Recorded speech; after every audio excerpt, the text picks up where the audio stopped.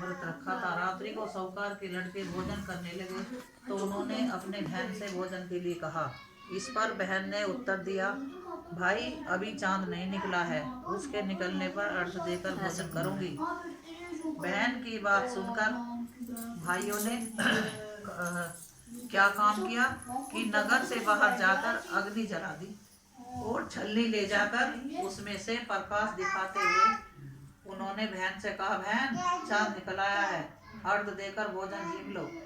यह सुन उसने अपनी भाभियों से कहा कि आओ तुम भी चंद्रमा को अर्घ दे लो, परंतु वे इस कांड को जानती थी। उन्होंने कहा, बहन जी अभी चांद नहीं निकला, तेरे भाई तेरे से धोखा करते हुए अग्नि का प्रकाश छलनी से दिखा रहे हैं।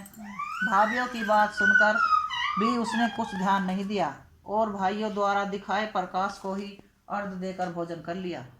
इस प्रकार व्रत करने से गणेश जी उस पर अप्रसन्न हो गए। इसके बाद उसका पति सख्त बीमार हो गया और जो कुछ घर में था उसकी बीमारी में लग गया। जब उसे अपने किए हुए दोषों का पता लगा तो उसने पश्चाताप किया।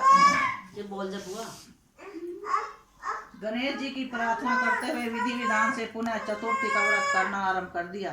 श्रद्धानुसार सबका आदर करते हुए सबसे आशीर्वाद ग्रहण करने में ही मन को लगा लिया।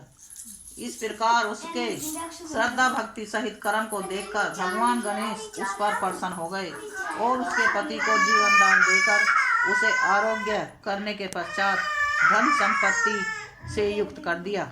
इस प्रकार जो कोई छल कपट को त्याग कर श्रद्धा भक्ति से चतुर्थी का व्रत करेंगे वे सब प्रकार से सुखी होते हुए कलेशों से मुक्त हो